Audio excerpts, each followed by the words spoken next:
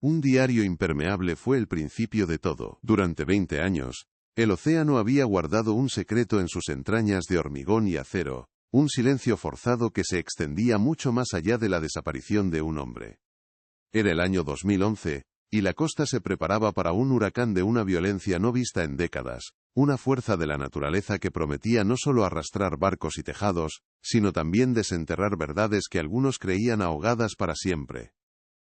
Nadie imaginaba que el verdadero cataclismo no vendría con el viento ni con las olas, sino con las palabras escritas en un pequeño cuaderno que estaba a punto de regresar del abismo, desafiando el tiempo y a los hombres poderosos que habían comprado el olvido. El mar, paciente y eterno, estaba a punto de hablar. La furia del huracán golpeó la costa con la precisión de un castigo bíblico. Olas de más de 10 metros se estrellaban contra el rompeolas, esa cicatriz de hormigón diseñada para domar al Atlántico. Construido en 1991, el mismo año en que Elías Vega desapareció, el muro había sido un símbolo de progreso y seguridad para la comunidad. Sin embargo, esa noche, parecía una estructura frágil, un juguete en manos de un gigante enfurecido. El viento aullaba como un alma en pena, arrancando las persianas de las casas y convirtiendo la lluvia en proyectiles. Cada impacto de las olas contra la estructura era un trueno sordo que hacía vibrar la tierra, un recordatorio de que la ingeniería humana era arrogancia frente al poder primigenio del océano. El rompeolas resistía pero se quejaba, crujía, agonizaba. El punto de quiebre llegó justo antes del amanecer. Con un estruendo que silenció por un instante al propio huracán, una sección entera del rompeolas cedió. Un bloque de cimentación del tamaño de una casa pequeña se desprendió de la estructura principal, arrastrado por la resaca como si fuera de corcho. La brecha abierta en el muro era una herida monstruosa, un portal por el que el mar embravecido se colaba con una furia incontenible. Para los pocos testigos que se atrevieron a mirar, fue una visión aterradora, la prueba definitiva de su vulnerabilidad. La obra que debía protegerlos se había roto, y con su colapso, se rompía también una falsa sensación de seguridad que había durado 2 décadas. El mar había reclamado lo que era suyo, pero también estaba revelando algo que nunca le perteneció. Cuando la tormenta amainó, el paisaje era de una desolación absoluta. El sol de la mañana iluminaba una costa devastada, cubierta de escombros y restos de vidas rotas. Entre los equipos de emergencia que evaluaban los daños, se encontraba un grupo de obreros de la construcción, contratados para iniciar las labores de limpieza y reparación del rompeolas. Para ellos, era un día más de trabajo duro, aunque en un escenario apocalíptico.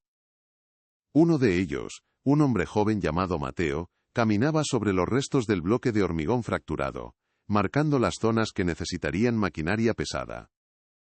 Su mente estaba en el jornal, en la seguridad de su familia, ajeno por completo al hecho de que estaba a punto de convertirse en el mensajero involuntario de un pasado enterrado. Fue una anomalía en la destrucción lo que captó su atención. En el corazón del bloque de hormigón reventado, allí donde la fractura era más limpia, había una cavidad extraña, casi perfectamente rectangular. No parecía una burbuja de aire ni un defecto estructural. Su forma sugería que algo había sido colocado deliberadamente en su interior antes de que el cemento fraguara. La curiosidad venció a la rutina. Se agachó, apartando cascotes y hierros retorcidos, y asomó la cabeza en el hueco oscuro. Dentro, cubierta por una fina capa de sedimento y sal, había una bolsa de lona encerada, de un color oscuro y desgastado por el tiempo. No era un residuo de la construcción. Era un objeto oculto, un secreto encapsulado en piedra que esperaba pacientemente su momento. Con esfuerzo Mateo extrajo la bolsa de su tumba de hormigón. Estaba pesada, sellada herméticamente. La lona impermeable, aunque rígida por los años, había cumplido su función a la perfección. La abrió con cuidado, rasgando el material envejecido, y de su interior sacó un pequeño cuaderno de tapas negras. A pesar de haber pasado 20 años sumergido en la oscuridad, rodeado de cemento y bañado por el mar, el diario estaba casi intacto. Las páginas, ligeramente amarillentas por los bordes, estaban secas. La tinta, de un azul profundo, permanecía nítida, como si hubiera sido escrita el día anterior. Era la voz de un hombre atrapada en el tiempo, un testimonio que había sobrevivido a la presión, a la sal y al silencio impuesto por sus enemigos. A veces, el mar no solo se lleva secretos, también los devuelve. Esta máxima, repetida por los viejos pescadores de la zona, nunca había sido tan cierta. Aquel diario no era un simple objeto perdido, era un eco, una respuesta a una pregunta que la comunidad había dejado de hacerse hacía mucho tiempo. Era la prueba de que Elías Vega no se había desvanecido en el mar por un accidente, como dictaminó la versión oficial. Alguien se había asegurado de que su cuerpo y su verdad desaparecieran juntos, sepultados en los cimientos del mismo proyecto contra el que luchó.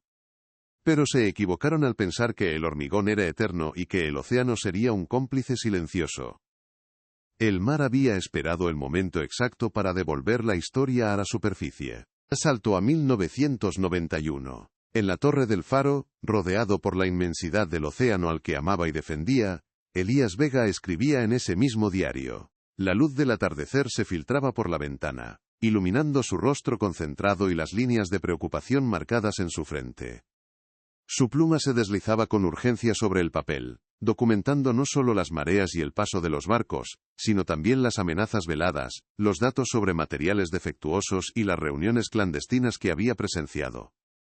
Elías no era solo un farero, era un guardián, un activista que se había atrevido a desafiar a Ricardo Montes y a su constructora. Sabía que estaba en peligro.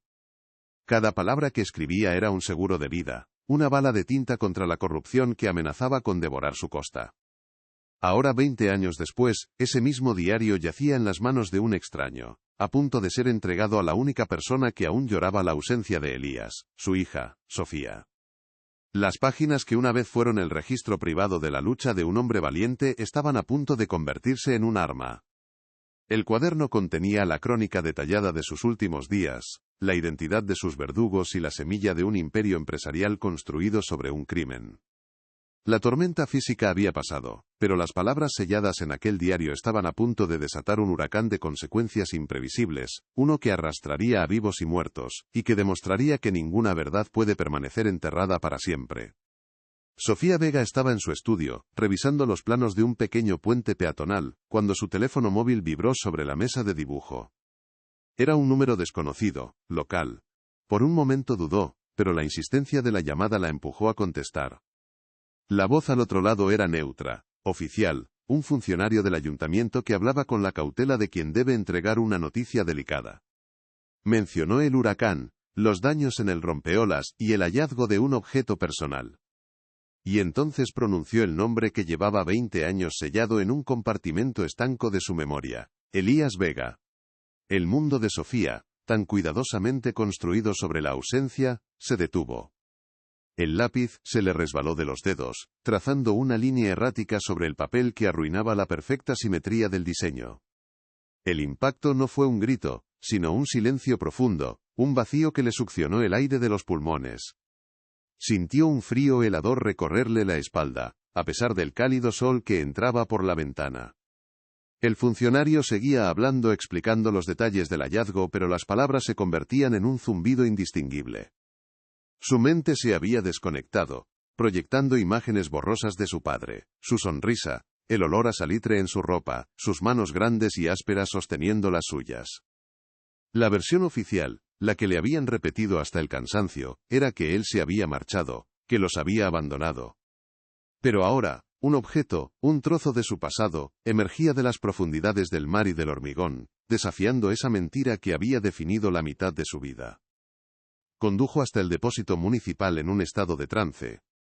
Las calles, los semáforos, los peatones, todo parecía irreal, parte de un decorado ajeno a la tormenta que se desataba en su interior. Cada metro que avanzaba era un viaje de 20 años hacia atrás, hacia la niña de 8 años que esperaba en el muelle a que su padre volviera del faro. Una espera que se convirtió en días, luego en semanas, y finalmente en una resignación amarga. El estigma la había perseguido siempre, la hija del hombre que desapareció, del que huyó de sus responsabilidades. Había aprendido a vivir con ello, a construir un caparazón, pero ahora ese caparazón se estaba resquebrajando con cada latido acelerado de su corazón, amenazando con dejarla completamente expuesta a un dolor que creía haber superado. En una sala gris y aséptica, Sobre una mesa de metal, le esperaba una bolsa de lona encerada, y a su lado un pequeño cuaderno de tapas negras. El funcionario le explicó con detalle cómo lo habían encontrado, la increíble casualidad de que el huracán rompiera precisamente ese bloque de cimentación. Pero Sofía apenas le oía, su mirada estaba fija en el diario. Era él, lo reconoció al instante. Su padre siempre llevaba uno de esos, anotando todo con una caligrafía apretada y precisa. Era su bitácora personal, el lugar donde guardaba no solo datos del faro, sino sus pensamientos más íntimos. Era un pedazo de su alma, un fragmento de su existencia que había sobrevivido a 2 décadas de olvido forzado, esperando pacientemente a ser encontrado por ella. El funcionario le preguntó si quería un momento a solas. Ella asintió, incapaz de articular palabra. Cuando la puerta se cerró, un silencio solemne llenó la habitación. Se acercó a la mesa con pasos vacilantes, como si se aproximara a un altar. Extendió una mano temblorosa pero no se atrevió a tocarlo todavía. Era demasiado real, demasiado abrumador. El diario era la prueba física de que su padre no era solo un fantasma en sus recuerdos, sino un hombre de carne y hueso que había vivido, que había luchado, y que, en sus últimos días, había escrito en esas páginas. Era un puente tangible que cruzaba el abismo del tiempo y la muerte, conectándola directamente con el instante previo a su desaparición. La promesa de respuestas estaba ahí, al alcance de su mano. Finalmente, con un profundo suspiro que liberó parte de la tensión acumulada, posó los dedos sobre la cubierta negra. La superficie era fría, lisa, casi intacta a pesar de su increíble viaje. Lo cogió con ambas manos, sintiendo su peso, su solidez. Era más que papel y tinta. Era el peso de 20 años de preguntas sin respuesta, de noches en vela imaginando qué le había ocurrido. Lo abrió con un cuidado reverencial, temiendo que las páginas se deshicieran al contacto con el aire. Pero estaban perfectas, secas, conservadas milagrosamente. Y allí estaba. La caligrafía de su padre, inconfundible. Las letras redondeadas, la presión firme del bolígrafo. Verla de nuevo fue como escuchar su voz, susurrándole al oído después de un largo y doloroso silencio. La primera página estaba fechada en agosto de 1991.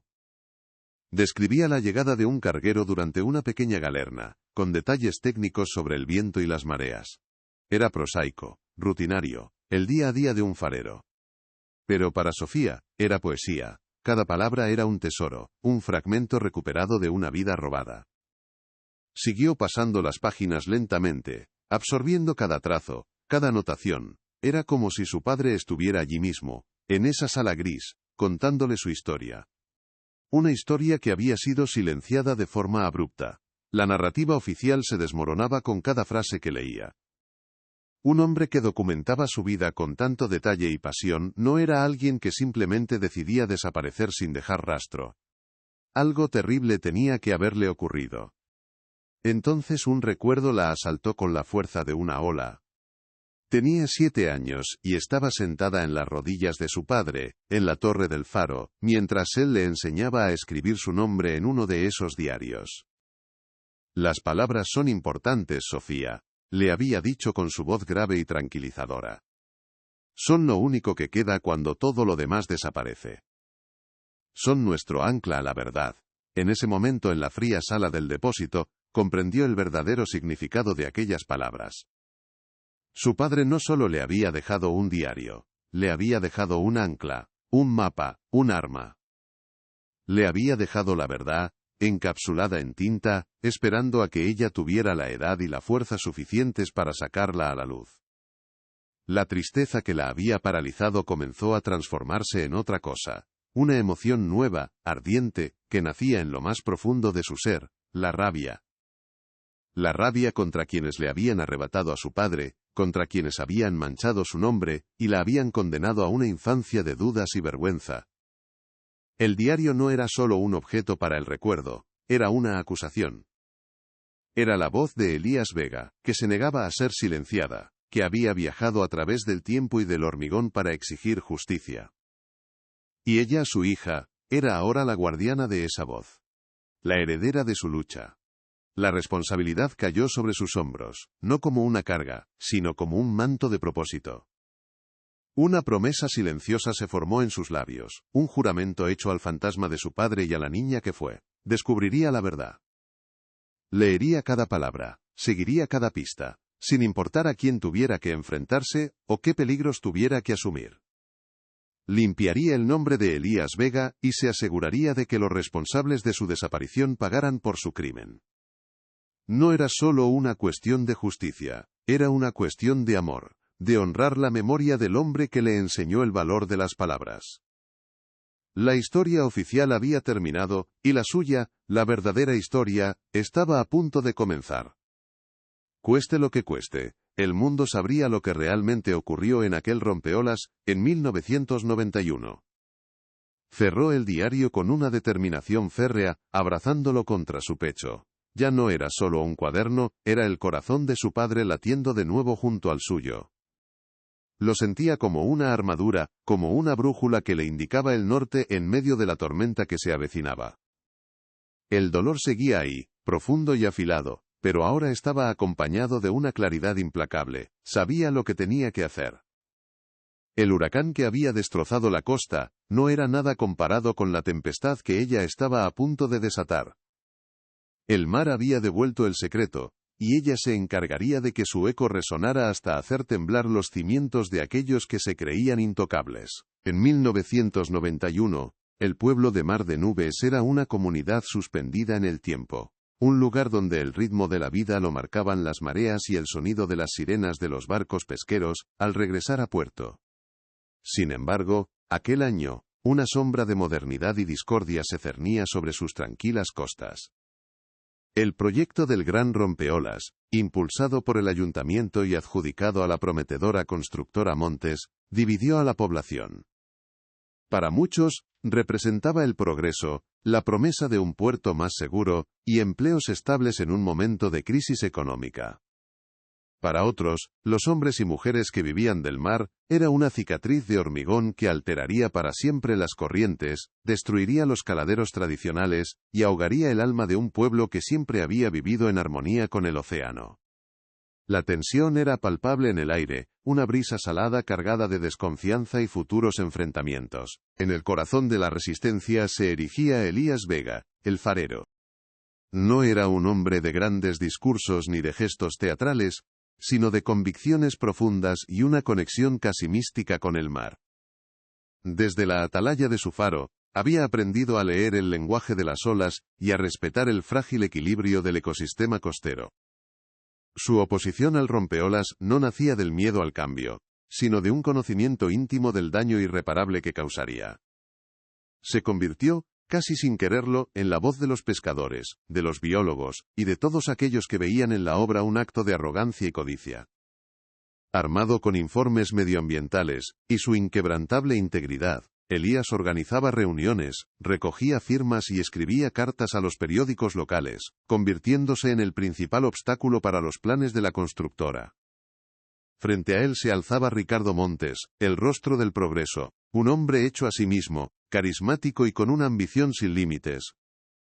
Llegó a Mar de Nubes con promesas de prosperidad, vendiendo el rompeolas como el primer paso para transformar el humilde pueblo pesquero en un pujante centro logístico y turístico. Montes era un maestro de las relaciones públicas, un encantador de serpientes que sabía cómo ganarse el favor de los políticos y de la parte de la población desesperada por un futuro mejor. Sin embargo, tras su sonrisa afable y sus trajes caros se escondía una determinación implacable.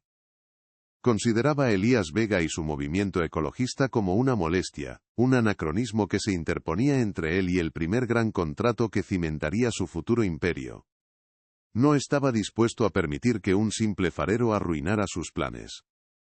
Para Sofía, que entonces solo tenía 8 años, el faro no era una torre solitaria sino el centro de su universo. El mundo entero se reducía a las escaleras de caracol, el olor a salitre y aceite de la maquinaria, y la presencia constante y tranquilizadora de su padre.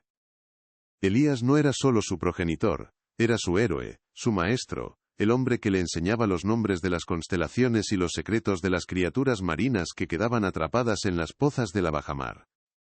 Pasaban horas juntos en la linterna, observando el horizonte, mientras Elías escribía en su pequeño diario de tapas negras. Para ella, ese cuaderno era una extensión de su padre, un objeto mágico donde guardaba pensamientos tan vastos y profundos como el océano que vigilaba. No entendía de política ni de corrupción, pero sí percibía la creciente preocupación en la mirada de su padre. A medida que avanzaba el verano de 1991, el ambiente en el pueblo se enrareció. Las pacíficas protestas lideradas por Elías comenzaron a ser recibidas con hostilidad. Aparecieron pintadas en las paredes del faro, acusándolo de frenar el progreso. Algunos pescadores que lo apoyaban encontraban sus redes cortadas misteriosamente por la noche. Ricardo Montes en sus apariciones públicas hablaba de intereses ocultos y de enemigos del pueblo, sin nombrar directamente a Elías, pero dejando claro a quién se refería. La comunidad se fracturó irremediablemente, amigos de toda la vida dejaron de hablarse, y las discusiones en la taberna del puerto a menudo terminaban a gritos. Elías empezó a recibir llamadas anónimas, amenazas veladas que le advertían de que estaba yendo demasiado lejos. El conflicto había dejado de ser una batalla de ideas para convertirse en una guerra de desgaste. Elías sabía que no podía ganar la batalla solo con argumentos ecologistas. Intuyó que la prisa y la agresividad de Montes escondían algo más. Comenzó su propia investigación, hablando en secreto con algunos trabajadores de la obra descontentos, revisando los registros de los materiales que llegaban al puerto. Noche tras noche, en la soledad del faro, documentaba cada sospecha, cada dato anómalo, en las páginas de su diario impermeable. Anotaba matrículas de camiones que llegaban de madrugada, conversaciones escuchadas por casualidad, y sus crecientes certezas sobre el uso de arena de baja calidad y acero, de un calibre inferior al especificado en los planos. El diario se transformó en su póliza de seguro, el arsenal de pruebas con el que planeaba desenmascarar a Montes. Era consciente del peligro, pero su sentido de la justicia era más fuerte que su miedo. En las semanas previas a su desaparición, una sombra de fatalismo pareció apoderarse de Elías. Su sonrisa se volvió más escasa y pasaba más tiempo en silencio, perdido en sus pensamientos, con la mirada fija en las obras del rompeolas que avanzaban inexorablemente. Le pidió a su hermana, que vivía en otra ciudad, que cuidara de Sofía si algo le pasaba, una petición que ella interpretó como una exageración dramática. A su hija le repetía con insistencia una frase: «Las palabras son importantes, Sofía. Son lo único que queda cuando todo lo demás desaparece». Era una despedida encubierta, un legado entregado antes de tiempo. La noche del 11 de octubre, después de arropar a Sofía, se sentó en su escritorio y escribió durante horas, con una urgencia febril, como si supiera que aquellas serían las últimas palabras que dejaría como testimonio. El 12 de octubre de 1991, Elías Vega no regresó del faro. La versión oficial, difundida con una celeridad sospechosa, habló de un trágico accidente. Una pequeña borrasca había azotado la costa esa madrugada, y la policía concluyó que Elías probablemente había resbalado en las rocas y había sido arrastrado por el mar. Su cuerpo nunca fue encontrado. La investigación se cerró en pocas semanas, catalogada como desaparición en el mar. Para un pueblo conmocionado y deseoso de pasar página, fue una explicación conveniente. La resistencia a la obra se desvaneció con su líder. Ricardo Montes ofreció sus condolencias públicamente, y la construcción del rompeolas continuó sin más obstáculos, convirtiéndose en el pilar sobre el que construiría su vasto imperio. Para Sofía, sin embargo, comenzaba una vida marcada por la ausencia y una mentira que tardaría 20 años en resquebrajarse. 20 años después, en 2011, Sofía Vega se había convertido en la antítesis del caos que marcó su infancia. A sus 28 años, era una arquitecta prometedora, una mujer que encontraba consuelo en la precisión de las líneas rectas, los ángulos perfectos y la solidez de las estructuras que diseñaba. Su vida era un edificio cuidadosamente planificado, cada habitación de su rutina construida para mantener a raya los fantasmas del pasado. Vivía con el estigma silencioso de ser la hija del hombre que, según la historia oficial, había abandonado a su familia. Había aprendido a no hablar de ello, a desviar las preguntas incómodas con una sonrisa ensayada.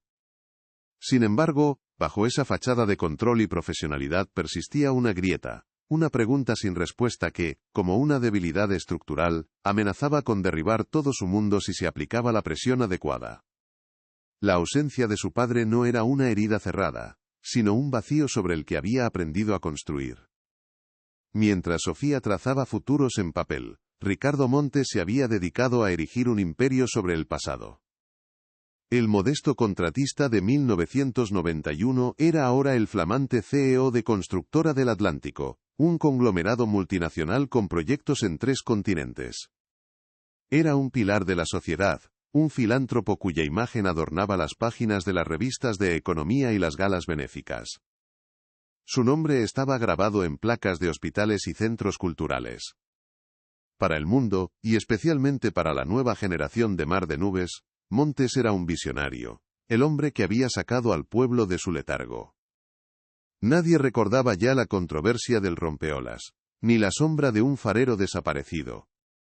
Montes había comprado el olvido con donaciones generosas y una narrativa de éxito impecable, convencido de que el hormigón y el dinero eran suficientes para sepultar cualquier verdad por incómoda que fuera. El propio pueblo de Mar de Nubes había sufrido una metamorfosis profunda. El rompeolas efectivamente había traído un tipo de prosperidad. El puerto se expandió, atrayendo inversiones y un turismo que antes era impensable. Las viejas tabernas de pescadores ahora compartían calle con boutiques y restaurantes de lujo. Sin embargo, algo esencial se había perdido en la transacción. El alma del pueblo, esa conexión visceral con el mar que Elías Vega tanto defendía, se había diluido. La mayoría de los habitantes vivía de espaldas al océano, viéndolo más como un telón de fondo para postales turísticas que como una fuente de vida y sustento. El conflicto de 1991 era ahora una anécdota de viejos, una historia que se contaba con la boca pequeña, eclipsada por el brillo del progreso que Ricardo Montes había prometido y, a su manera, entregado. El silencio se había convertido en el precio de la comodidad. En la redacción de un modesto medio digital, ajena a la historia personal de Sofía, la periodista Laura Jiménez luchaba sus propias batallas. Era una investigadora nata, de esas que olfatean la corrupción a kilómetros de distancia. Tenaz y a menudo cínica, llevaba años intentando abrirse paso a través de la red de influencias que protegía a figuras como Ricardo Montes. Para ella, el empresario no era un héroe local, sino el síntoma de una enfermedad sistémica que había plagado la región durante décadas. Había chocado contra muros de silencio y presiones legales en cada intento de rascar la superficie de sus negocios. Veía en el ascenso meteórico de Constructora del Atlántico una historia no contada, una verdad incómoda, que los grandes medios, a menudo financiados por la publicidad de Montes, preferían ignorar. Solo le faltaba la grieta, el punto de entrada para derribar el edificio. Lejos del bullicio del nuevo puerto, en una pequeña casa con vistas al mar, vivía Javier Romero. Antaño un pescador robusto y compañero de lucha de Elías, ahora era un hombre encorvado por los años, y el peso de lo que no se atrevía a decir. El miedo, sembrado 20 años atrás, había echado raíces profundas en su alma. Cada mañana, al ver el rompeolas recortado contra el horizonte, el recuerdo de su amigo y de las amenazas que recibieron volvía con la fuerza de la marea. Era uno de los pocos que quedaban que conocían la verdadera naturaleza de Ricardo Montes y la ferocidad de su ambición.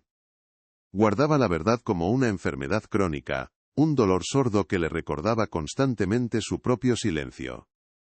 Su testimonio era una pieza clave del puzzle, pero estaba encerrado bajo capas de temor a unas represalias que, creía, todavía podían alcanzarle. En un tranquilo barrio residencial de la capital, el inspector Morales, ya retirado, pasaba sus días cuidando de su jardín. Pero ni las flores ni la rutina lograban acallar el eco de un caso que había marcado el inicio de su carrera y el fin de su inocencia. La desaparición de Elías Vega fue su primera gran investigación y también su primer gran fracaso moral. Recordaba perfectamente las presiones de sus superiores, las órdenes veladas de no indagar demasiado, de aceptar la versión más sencilla y cerrar el expediente cuanto antes. Siempre supo que la historia del accidente no encajaba, que había piezas sueltas y testimonios ignorados. La decisión de cerrar el caso como desaparición en el mar le había garantizado un ascenso, pero le había costado una parte de su integridad. Vivía con el remordimiento de no haber luchado por la verdad de un hombre bueno, una deuda que esperaba, algún día, poder saldar. Así, las vidas de Sofía Montes, Laura Javier y Morales transcurrían en órbitas separadas, aunque unidas por el mismo evento gravitacional ocurrido 2 décadas atrás. Sofía caminaba por puentes diseñados por la empresa del hombre que le arrebató a su padre. Laura buscaba una historia sin saber que la clave estaba a punto de emerger del mar. Javier miraba el monumento al crimen cada día desde su ventana. Y Morales leía en el periódico sobre los éxitos de Montes con una mezcla de asco y culpa. Eran extraños entre sí, cada uno portador de un fragmento de la verdad, ignorantes de que una fuerza de la naturaleza estaba a punto de hacer colisionar sus mundos, obligándolos a confrontar un pasado que se negaba a permanecer ahogado. El escenario estaba preparado, los actores en sus posiciones, esperando la señal. La atmósfera en la costa durante los días previos a la llegada del huracán era de una calma tensa, casi antinatural. El cielo presentaba un color cobrizo, y el aire estaba quieto, pesado, como si la propia naturaleza contuviera la respiración antes de desatar su furia. Los meteorólogos hablaban de una tormenta perfecta, una confluencia de factores que la convertirían en un evento histórico. La gente aseguraba sus casas, los barcos eran amarrados con dobles cabos, y las calles de mar de nubes se vaciaban lentamente, dejando una sensación de pueblo fantasma. Era una premonición. Nadie podía imaginar que el verdadero cataclismo no sería el viento ni las olas, sino la memoria. El océano, guardián del secreto durante 20 años, se estaba preparando para hablar, y su voz, liberada por la tormenta, iba a ser más devastadora que cualquier ráfaga de viento. Sofía pasó la primera noche con el diario de su padre en su mesilla de noche, sin atreverse a leer más allá de las primeras páginas. La caligrafía de Elías era un fantasma familiar que le hablaba de mareas y vientos, pero ella sabía que entre esas líneas se escondía una tormenta mucho más violenta. El dolor inicial, puro y paralizante, comenzaba a solidificarse en una determinación fría como el acero. Comprendió con una claridad meridiana que no podía enfrentarse a esto sola. Necesitaba a alguien que no tuviera miedo de hacer las preguntas correctas, alguien para quien la verdad fuera una profesión, no solo una herida personal. El nombre de Laura Jiménez, una periodista de investigación conocida por su tenacidad y por enfrentarse a los poderosos en su modesto medio digital, apareció en su mente como la única boya a la que podía aferrarse en medio de aquel océano de incertidumbre y dolor. La oficina de Laura Jiménez era un caos organizado de recortes de periódico, tazas de café a medio terminar, y el zumbido constante de un viejo ordenador. Recibió a Sofía con una mezcla de curiosidad profesional y un escepticismo bien curtido. Había visto a muchas personas con historias de injusticia, a menudo teñidas por el dolor y la paranoia. Escuchó el relato de Sofía con atención, sus ojos analíticos fijos en el pequeño cuaderno de tapas negras que descansaba sobre la mesa entre ellas, como una reliquia sagrada.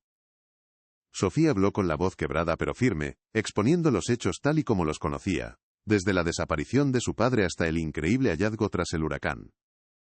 Laura no prometió nada, pero en sus ojos se encendió una chispa de interés genuino. Aquel diario, si era auténtico, era mucho más que el recuerdo de una hija. Era una cápsula del tiempo, una anomalía narrativa demasiado perfecta para ser ignorada. El primer paso, insistió Laura con una calma que contrastaba con la agitación de Sofía, era la validación. La credibilidad, lo era todo. Antes de que esto sea una historia, tiene que ser un hecho, le dijo, su tono transformando la oficina en una sala de estrategia. Contactó con un perito calígrafo jubilado, un viejo conocido de sus días en los tribunales, y con un laboratorio forense especializado en la datación de documentos. El diario fue tratado con la precisión de una prueba criminal. Se tomaron muestras microscópicas del papel y de la tinta, y se fotografiaron las páginas con luz ultravioleta para buscar alteraciones. Para Sofía, ver cómo extraños con guantes de látex manipulaban el objeto más personal de su padre fue un proceso doloroso, una profanación necesaria. Sentía como si estuvieran diseccionando el alma de Elías, pero entendía que era el único camino para que su voz, atrapada durante 20 años, pudiera ser escuchada y sobre todo, creída por el mundo. Mientras esperaban los resultados, Sofía pasaba horas en el archivo municipal, buscando cualquier carta o documento oficial firmado por su padre para que el perito tuviera muestras con las que comparar. Cada firma encontrada, cada nota manuscrita en el margen de un informe, era como recuperar un pequeño fragmento de él. Recordó una tarde en el faro, él enseñándole a hacer nudos marineros, mientras anotaba en un cuaderno idéntico al encontrado el paso de un grupo de delfines. Todo lo que se escribe permanece, Sofía. Las palabras tienen más memoria que las personas, le había dicho. Ahora esa frase resonaba con una fuerza profética. Estaba rodeada de las palabras de su padre, de su memoria tangible, y se aferraba a ellas como un náufrago a una tabla, esperando que fueran lo suficientemente fuertes para llevarla a la orilla de la verdad, sin importar cuán lejana o peligrosa pudiera ser. La llamada de Laura llegó una semana después. Su voz, normalmente escéptica, contenía un nuevo nivel de excitación contenida. Tenemos los resultados, es auténtico. Sin lugar a dudas. El informe del laboratorio era un documento frío y técnico, lleno de gráficos de espectrometría y análisis de celulosa, pero para Sofía fue la confirmación más emocionante de su vida. La composición química de la tinta era consistente con la de los bolígrafos fabricados a principios de los 90, y el papel no presentaba signos de envejecimiento artificial. El perito calígrafo fue aún más concluyente. La presión, la inclinación y los trazos de las letras en el diario eran idénticos a los de las firmas de Elías Vega. No había falsificación, no había engaño. El diario era real, la voz de su padre era real, y todo lo que estuviera escrito en él, también lo era. La primera puerta se había abierto. Aquella noche, en la oficina de Laura, con el informe forense sobre la mesa como un certificado de veracidad, comenzaron a leer el diario de forma sistemática. Ya no era un simple recuerdo familiar, sino el testimonio clave de un posible crimen. Las primeras entradas eran un reflejo de la vida de Elías, descripciones poéticas del amanecer sobre el Atlántico, registros meticulosos de las condiciones meteorológicas y anotaciones sobre la fauna marina. Construían el retrato de un hombre profundamente conectado con su entorno, un guardián del mar. Pero a medida que avanzaban las páginas hacia el verano de 1991, el tono comenzaba a cambiar sutilmente. Entre las notas sobre las mareas, empezaron a aparecer nombres, matrículas de camiones y horarios de entrega sospechosas en la zona de construcción del rompeolas, transformando la bitácora de un farero en el cuaderno de campo de un investigador. De repente, una entrada fechada el 15 de septiembre de 1991 hizo que ambas se detuvieran en seco. Elías describía, con una precisión técnica que Sofía reconoció de sus propios estudios de arquitectura, sus sospechas sobre la calidad de los materiales. La arena que traen de noche no es de la cantera especificada en el proyecto. Tiene un color y una textura diferentes, con mayor contenido de arcilla. Y las varillas de acero que descargaron ayer, son de un calibre inferior. Era la primera prueba tangible de la corrupción que su padre había estado investigando. No eran solo protestas ecologistas. Elías había descubierto un fraude multimillonario que ponía en riesgo la propia integridad estructural de la obra. Un fraude que Ricardo Montes, el hombre que ahora era un pilar de la sociedad, había perpetrado para maximizar sus beneficios, sin importarle las consecuencias.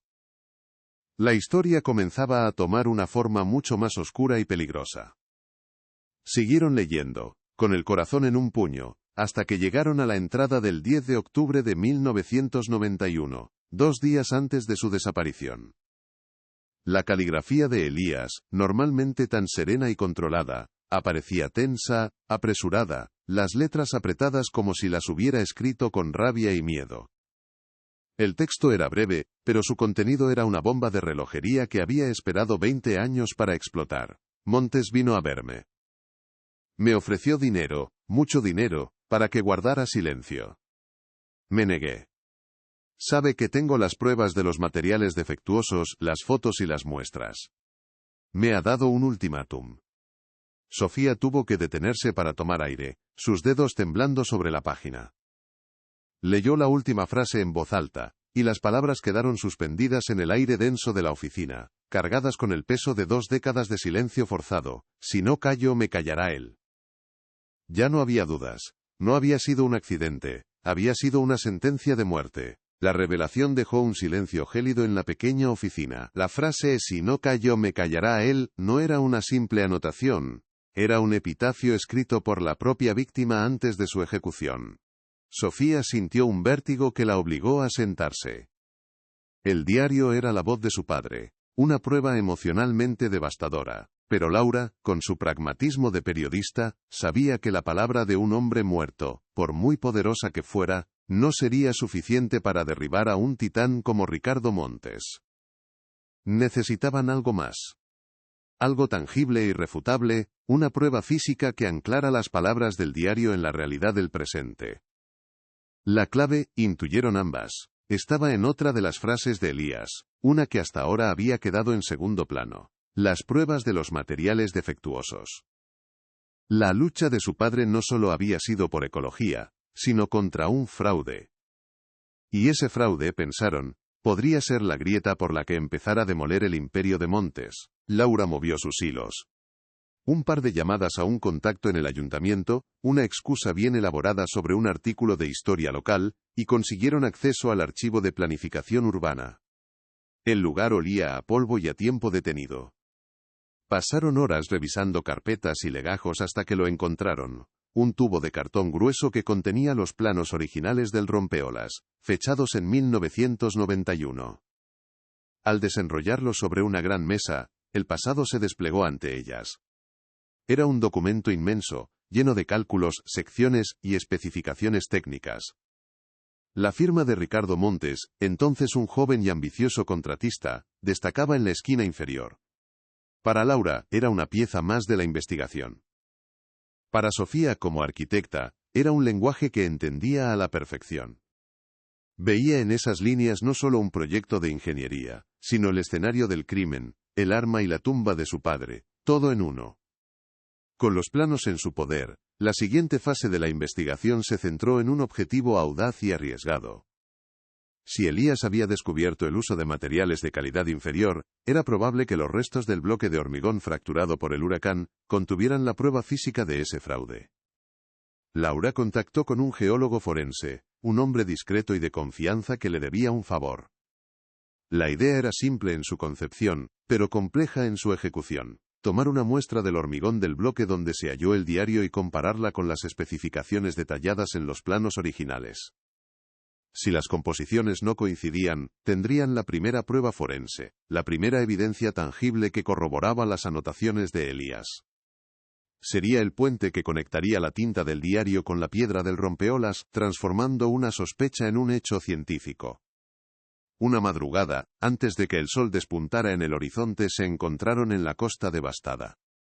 El geólogo, un hombre llamado Amateo, llegó con su equipo en una vieja furgoneta.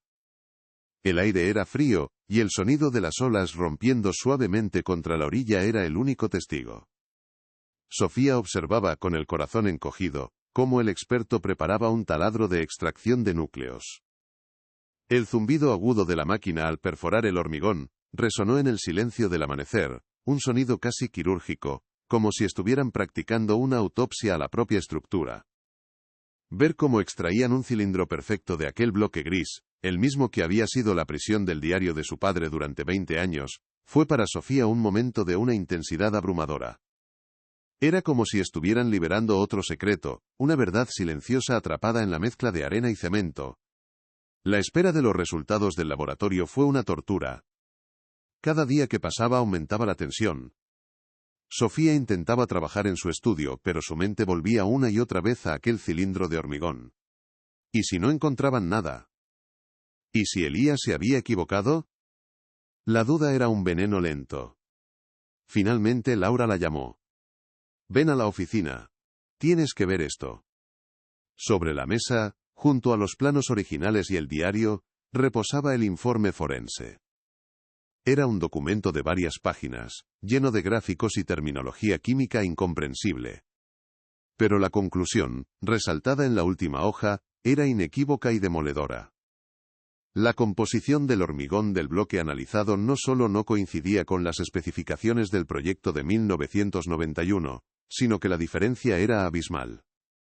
La proporción de cemento era peligrosamente baja, y la arena utilizada contenía un alto porcentaje de arcilla, un material que comprometía gravemente la durabilidad de la estructura. El informe confirmaba sin lugar a dudas que Elías Vega tenía razón. Ricardo Montes había construido el rompeolas, la base de su fortuna, sobre un fraude.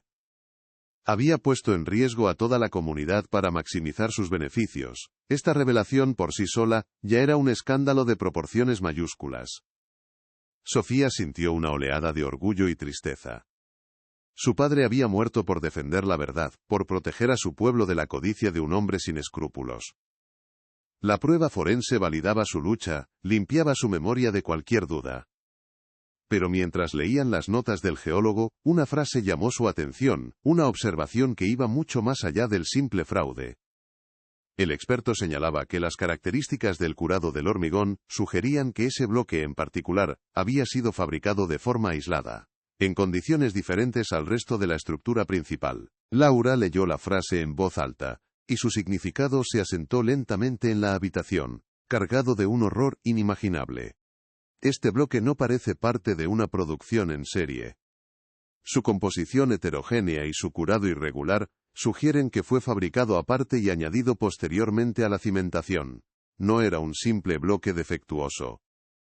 Era una pieza especial, diseñada y creada con un propósito específico.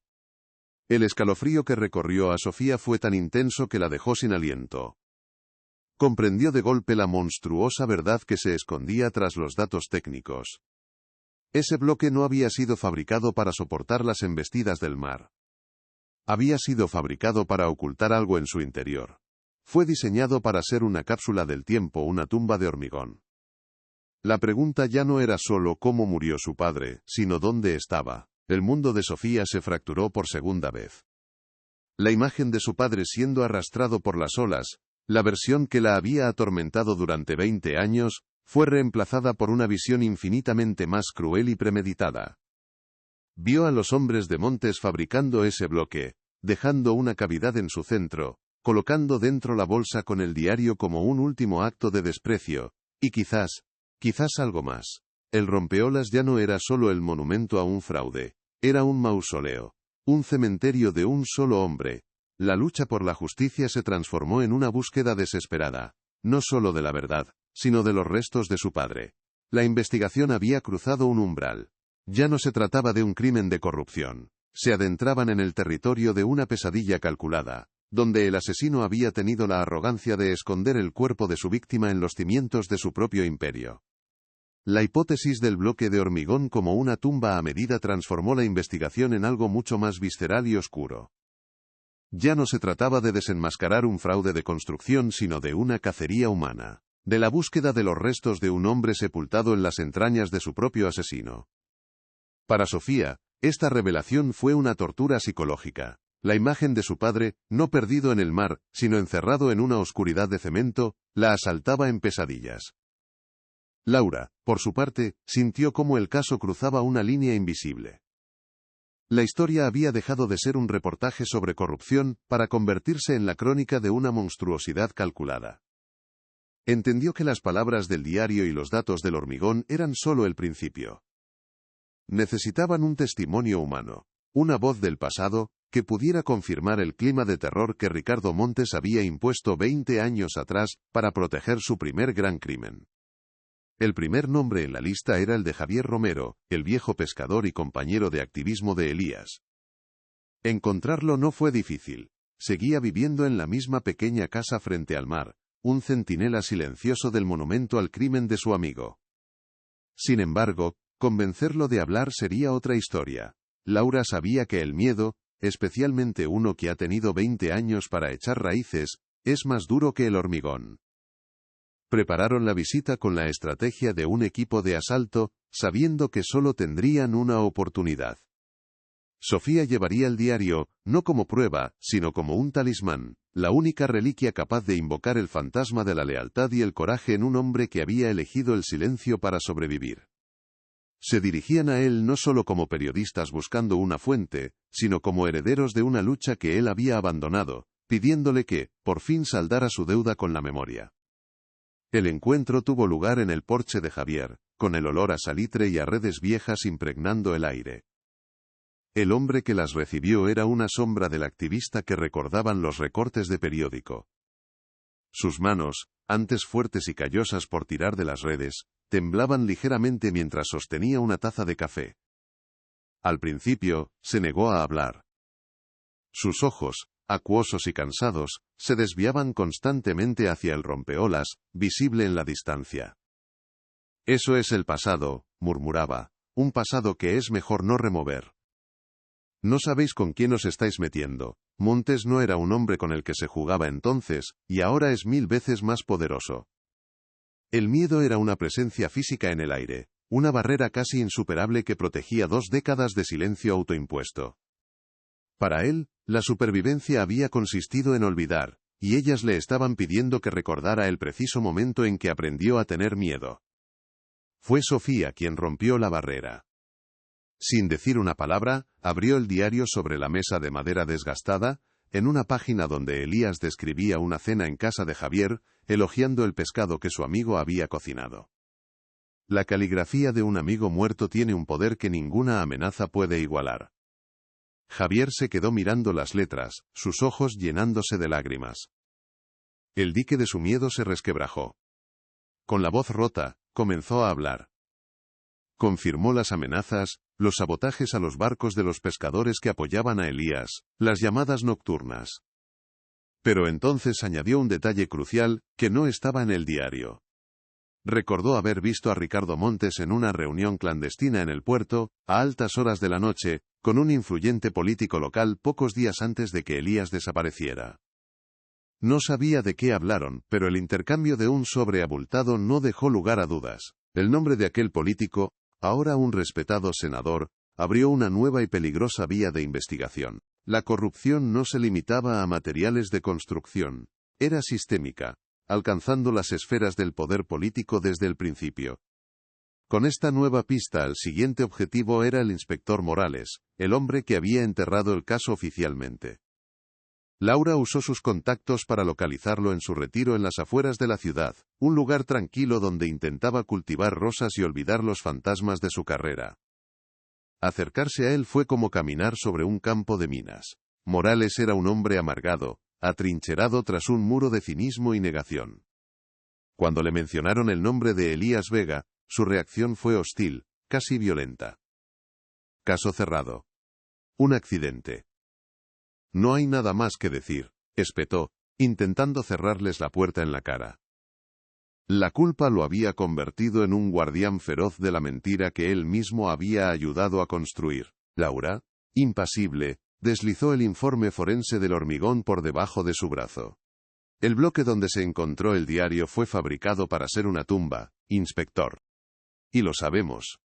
Las palabras frías y científicas impactaron en Morales con la fuerza de un golpe físico. La máscara de indiferencia se resquebrajó, revelando al joven policía que una vez fue un hombre que había sacrificado su integridad por su carrera. Se derrumbó en una silla, el rostro entre las manos, y la verdad comenzó a fluir como un veneno largamente contenido. Confesó las presiones recibidas desde la cúpula policial y desde la oficina del alcalde. Presiones que mencionaban directamente al mismo político que Javier Romero había visto con Montes en el puerto. Le ordenaron ignorar testimonios, como el de un pescador que juró haber visto el coche de Montes cerca del faro la noche de la desaparición, y aceptar la versión del accidente sin rechistar. La confesión de Morales no solo corroboró la conspiración, sino que les proporcionó un arma inesperada. Movido por una mezcla de culpa y un tardío deseo de redención, les dio acceso a su copia personal y no oficial del expediente original, un conjunto de notas y documentos que se había llevado a casa antes de que el archivo oficial fuera purgado. En esas páginas amarillentas encontraron la declaración desestimada del pescador, informes de llamadas anónimas que fueron ignoradas y, lo más importante, las sospechas iniciales del propio Morales sobre la coartada de Ricardo Montes, una coartada que nunca fue verificada a fondo. El expediente era un mapa de la investigación que debió ser y nunca fue, un esqueleto de la verdad que demostraba que la desaparición de Elías Vega no fue un fracaso de la investigación, sino un encubrimiento deliberado orquestado desde las más altas esferas del poder local. Con los testimonios de Javier y Morales y el expediente oculto, Laura tenía el combustible necesario para iniciar la fase más peligrosa de la investigación, seguir la pista del dinero. El nombre del político era la llave. Se encerró durante días en su oficina, cruzando datos de registros mercantiles, licitaciones públicas de la época y archivos de prensa. Lo que descubrió fue mucho más grande que un simple soborno. Trazó una línea directa desde una sociedad pantalla, registrada a nombre de la esposa de Montes, hasta una cuenta en el extranjero perteneciente al político. El pago se había efectuado exactamente una semana antes de que Constructora Montes ganara la licitación del rompeolas, a pesar de que su oferta no era la más barata. No era un simple acto de corrupción, era el modelo de negocio, la piedra angular sobre la que Ricardo Montes había construido todo su imperio. El patrón se repetía con una regularidad escalofriante. Laura descubrió transacciones similares vinculadas a otros grandes proyectos de infraestructuras adjudicados a la empresa de Montes a lo largo de los siguientes 20 años. Aeropuertos, autopistas, presas, cada gran contrato venía precedido por la creación de una nueva sociedad pantalla y un pago a un político clave. El asesinato de Elías Vega adquirió entonces una nueva y aterradora dimensión. No lo mataron solo por descubrir el fraude de los materiales. Lo mataron porque amenazaba con exponer el método, el sistema de corrupción simbiótica, entre el poder económico y el político que Montes estaba perfeccionando. Elías no fue víctima de un arrebato de ira, sino de un cálculo empresarial. Su muerte no fue un crimen pasional, sino una inversión necesaria para proteger un imperio criminal en ciernes. La verdad era mucho más sucia y expansiva de lo que jamás habían imaginado. La investigación había alcanzado una masa crítica, y el imperio de Montes con su vasta red de informantes comenzó a reaccionar. La escalada fue rápida y brutal. Una noche, alguien forzó la entrada en la pequeña oficina de Laura. No se llevaron dinero ni objetos de valor, solo destrozaron su ordenador, y dejaron un mensaje inequívoco sobre su escritorio. Un recorte de periódico de 1991 con la noticia de la desaparición de Elías. Pocos días después, un coche sin matrícula comenzó a seguir a Sofía, apareciendo en su calle, aparcado frente a su estudio, un recordatorio silencioso y constante de que estaba siendo vigilada. Las amenazas ya no eran un eco del pasado, eran una realidad presente y tangible. Montes les estaba demostrando que los métodos que usó para silenciar a Elías seguían estando a su disposición, y que no dudaría en volver a utilizarlos. El miedo se convirtió en un compañero constante, pero también en un catalizador. Sofía y Laura comprendieron que ya no luchaban solo por la memoria de Elías Vega. Estaban luchando contra un sistema criminal activo y peligroso que había operado con impunidad durante 2 décadas. El caso de un farero asesinado se había convertido en la clave para desmantelar una red de corrupción que había envenenado a toda la región. La muerte de Elías ya no era un caso aislado, sino la piedra fundacional de un imperio construido sobre el silencio, la violencia y el dinero sucio. Ahora, la cuestión no era solo si podían hacer justicia por un hombre muerto, sino si podrían sobrevivir el tiempo suficiente para contar su historia y derribar al hombre que se creía por encima de la ley. La guerra acababa de empezar, y el campo de batalla era mucho más grande de lo que nunca hubieran previsto. La ilusión de que su investigación era un secreto, un ejercicio arqueológico sobre un crimen frío, se hizo añicos con la misma violencia que el huracán había desatado sobre el rompeolas. Un cambio sutil pero palpable se instaló en sus vidas, una corriente subterránea de paranoia que lo impregnaba todo. Sofía sentía miradas en la nuca al caminar por la calle, y Laura empezó a notar interferencias extrañas en sus llamadas telefónicas. Era la incómoda certeza de que el gigante dormido había despertado. Ricardo Montes ya no era un fantasma del pasado al que investigaban a distancia. Era una presencia activa y omnisciente en su presente. Sabía que estaban removiendo los cimientos de su imperio, y su silencio era el preludio de una contraofensiva. La caza había dejado de ser unidireccional. Ahora, ellas también eran la presa, y el campo de batalla era su propia vida cotidiana. La primera advertencia llegó sin sutilezas. Laura llegó una mañana a su pequeña redacción para encontrar la cerradura forzada. El interior era una escena de caos calculado. Los archivadores estaban abiertos, su contenido esparcido por el suelo, pero no de forma aleatoria, sino con una selectividad que helaba la sangre. Solo las carpetas relacionadas con el caso Vega habían sido vaciadas. Su ordenador, el centro neurálgico de toda la investigación, había sido destrozado con una saña metódica, la pantalla rota en 1000 pedazos y la torre abierta, con el disco duro arrancado de cuajo. No habían robado nada de valor monetario. El mensaje era brutalmente claro. No querían su dinero, querían su silencio. Era una demostración de poder, un recordatorio de que podían entrar en sus vidas, en sus espacios más seguros, y destruirlos a voluntad.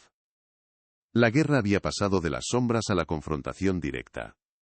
Sobre el escritorio de Laura, en medio de los cristales rotos de la pantalla, los intrusos habían dejado su tarjeta de visita.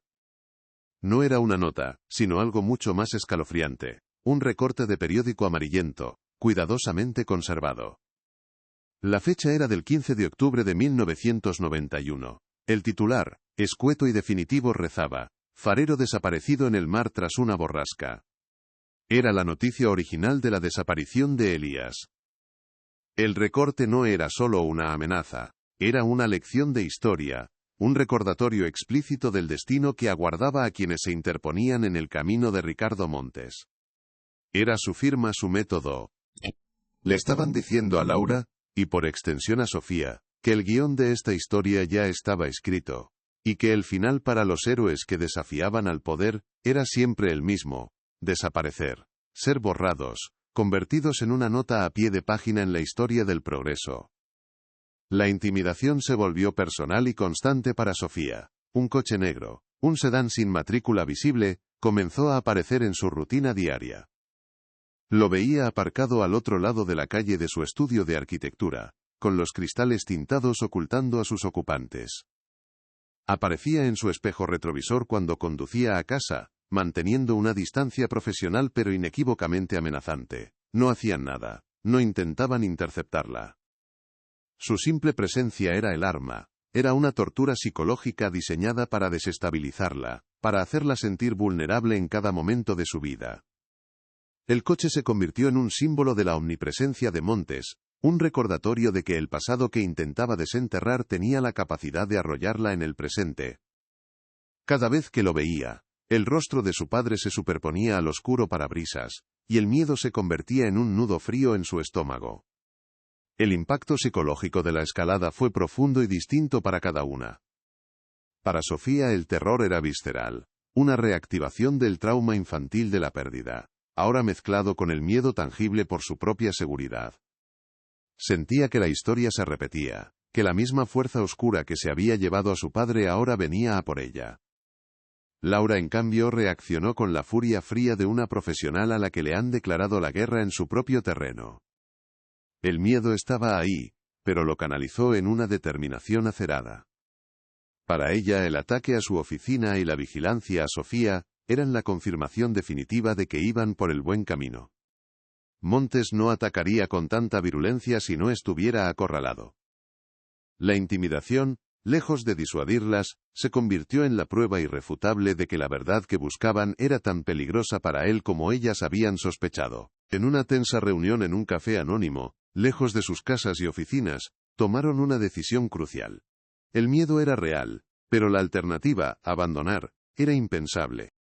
Rendirse ahora significaría que Elías habría muerto en vano por segunda vez. Sería concederle a Montes la victoria definitiva, permitiéndole no solo matar a su padre, sino también silenciar la verdad para siempre. En ese momento, su misión personal de justicia se fusionó con una responsabilidad mayor. Comprendieron que no solo luchaban por un hombre, sino contra un sistema que él había creado, un sistema que se alimentaba del miedo y la impunidad. La rabia superó al pánico. Decidieron contraatacar, pero no con miedo, sino con la única arma que tenían. La verdad investigada hasta sus últimas y más sucias consecuencias. Ya no se esconderían. A partir de ahora, serían ellas las que cazarían. La naturaleza de la amenaza les hizo comprender que Ricardo Montes no actuaba solo. La vigilancia sofisticada, el allanamiento profesional, todo apuntaba a una operación que requería recursos y personal que iban más allá de un simple empresario, por poderoso que fuera. Empezaron a revisar las conexiones que habían descubierto, el político sobornado, los policías corruptos del pasado. Se dieron cuenta de que no estaban luchando contra un hombre, sino contra una red, una telaraña de favores, deudas y crímenes compartidos, que se había tejido durante 20 años. El asesinato de Elías no había sido un acto aislado, sino el pacto de sangre fundacional de esta organización. Cada nuevo proyecto de Montes, cada licitación ganada, había fortalecido esa red, añadiendo nuevos nodos de poder y complicidad. Estaban tirando de un hilo que amenazaba con deshacer el tejido entero del poder en la región. Conscientes del peligro, contactaron de nuevo con el inspector Morales. Esta vez, no le pidieron información, le pidieron ayuda. Le describieron las amenazas, el coche, el allanamiento. La culpa del viejo policía, avivada por el peligro real que corrían las dos mujeres, lo empujó a cruzar la última línea. Rebuscó en los rincones más oscuros de su memoria, en aquellos detalles que había decidido olvidar activamente para poder dormir por las noches. Y recordó un nombre, un apodo que se susurraba en los pasillos de la comisaría en 1991, el Sombra. Era un matón de poca monta, un exboxeador que hacía trabajos sucios para Montes en sus primeros años. Nadie lo relacionó oficialmente con la desaparición de Elías, pero Morales recordaba haber oído que el Sombra había estado especialmente activo en las semanas previas, intimidando a los pescadores que apoyaban al farero. Era un fantasma, pero un fantasma con nombre. La búsqueda de El Sombra se convirtió en una obsesión para Laura. Se sumergió en viejos archivos policiales, bases de datos de licencias de negocios y registros electorales. El rastro era frío, casi inexistente. El hombre parecía haberse desvanecido después de los 90, pero Laura era implacable.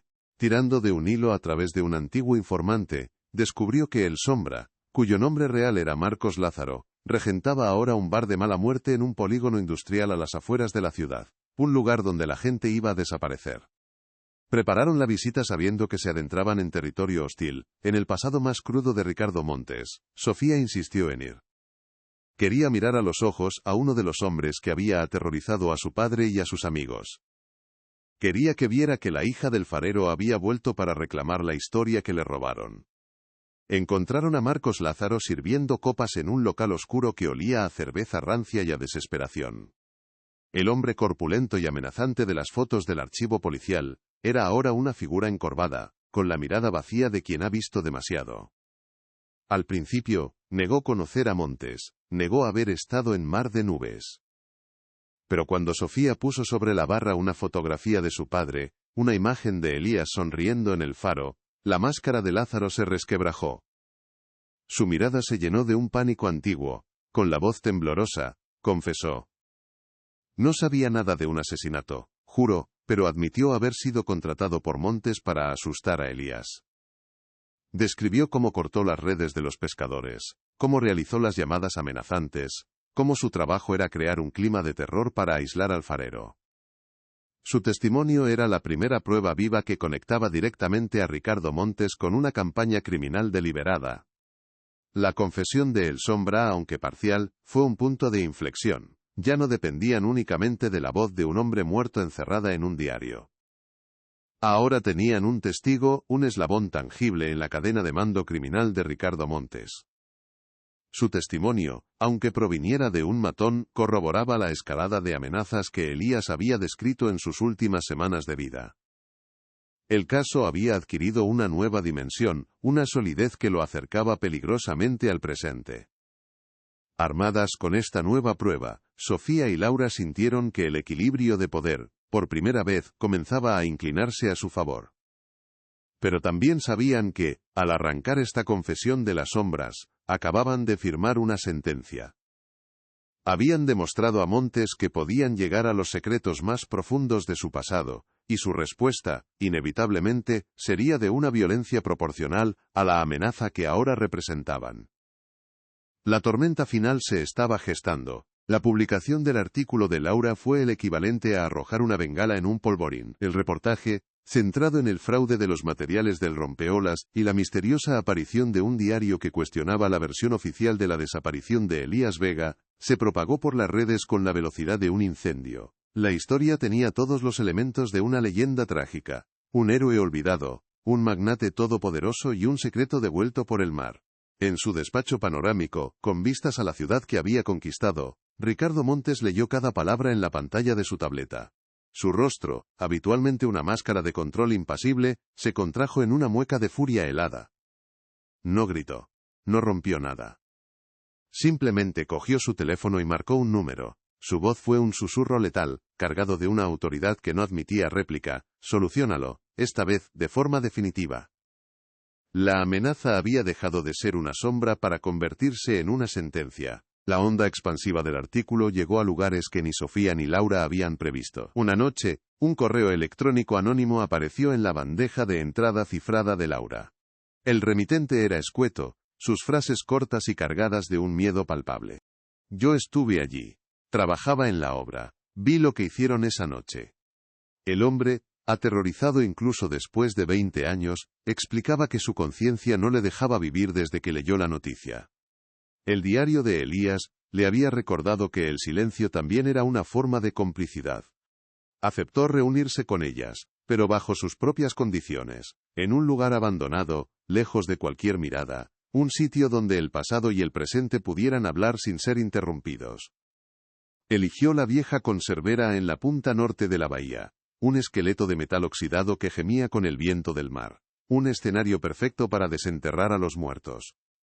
La atmósfera dentro de la conservera era sofocante, una mezcla de salitre, óxido y el olor a podredumbre de décadas de abandono.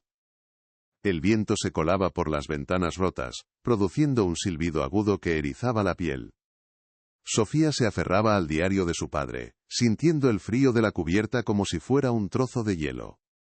Laura por su parte comprobó por tercera vez el pequeño micrófono oculto en su solapa. Sabían que aquello era una trampa potencial, una invitación a su propia desaparición.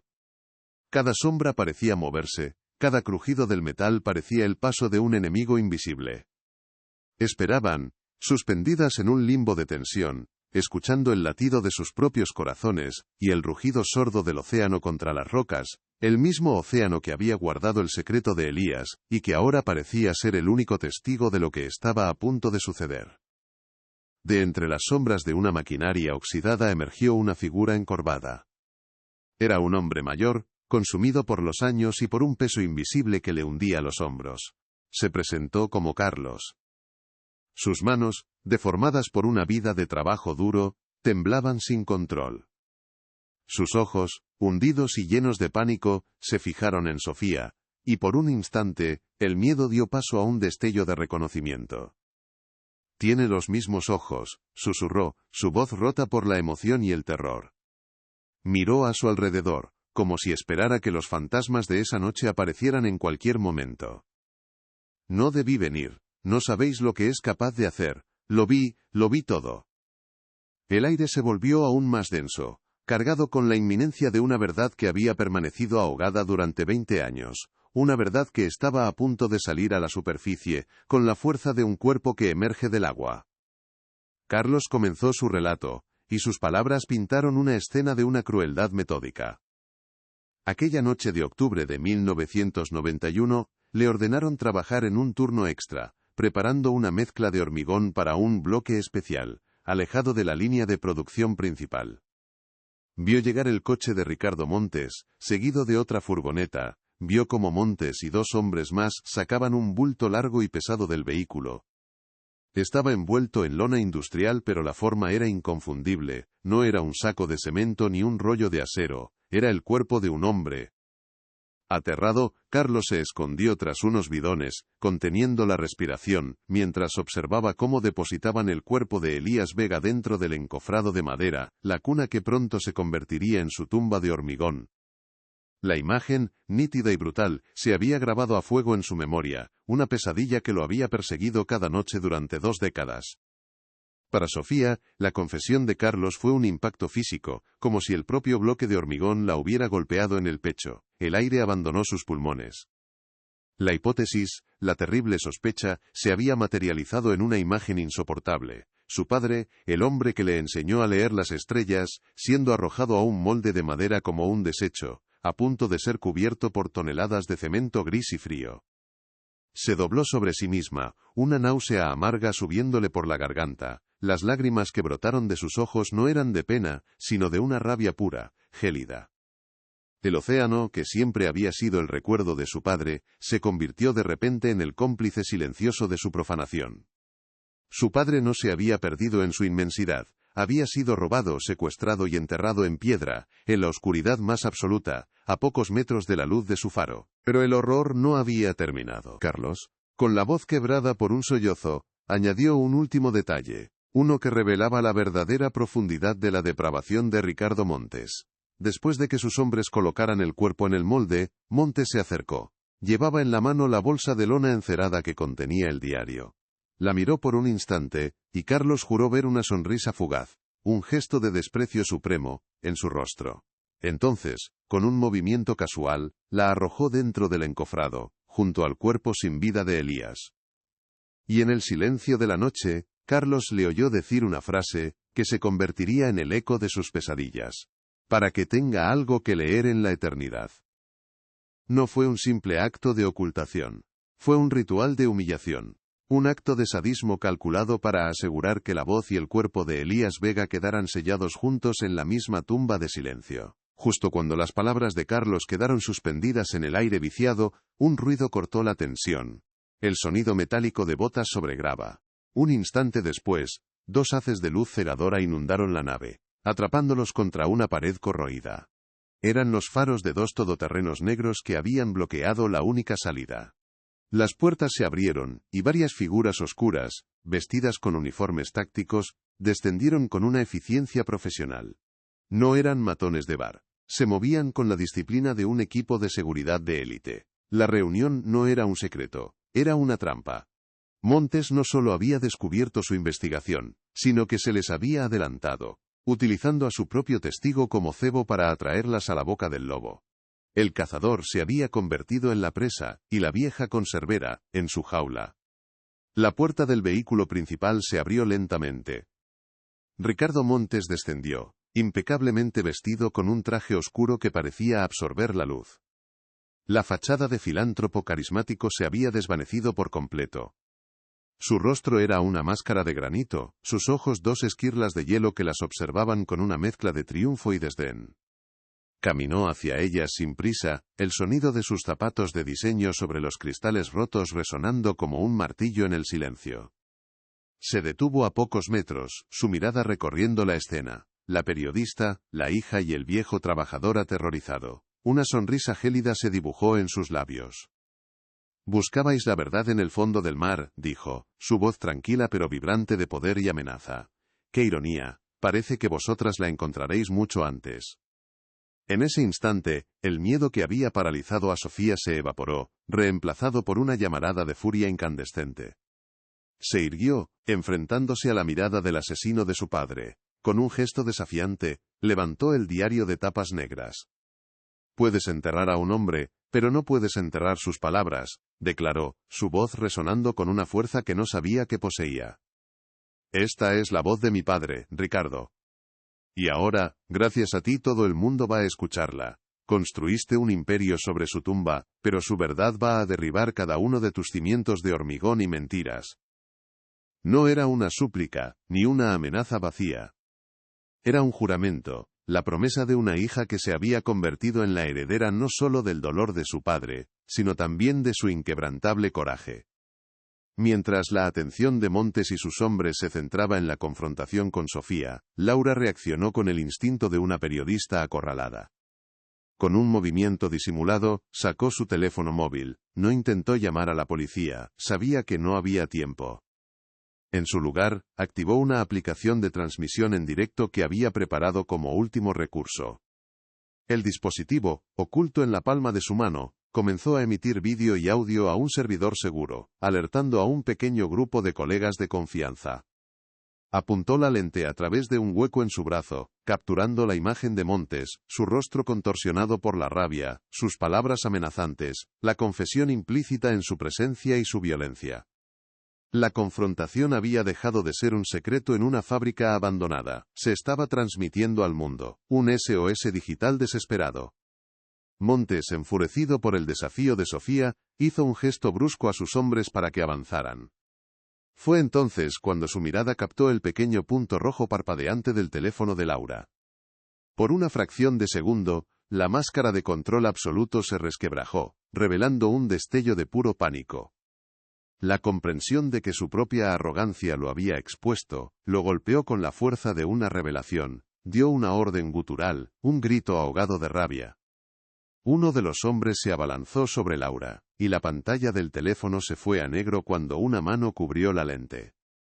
Pero la transmisión de audio continuó durante 2 segundos agónicos, tiempo suficiente para capturar el sonido de la lucha, el grito desafiante de Sofía, y la última orden enfurecida de Montes resonando en la nave. «¡Cogedlas! ¡Ahora!». Luego, silencio. La transmisión se cortó abruptamente.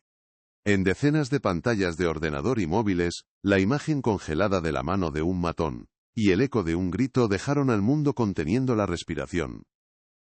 ¿Habían sido capturadas? ¿Las habían silenciado para siempre, como a Elías Vega 20 años atrás? ¿O había sido suficiente? ¿Había llegado su mensaje, su verdad, al otro lado antes de que la oscuridad las engulliera?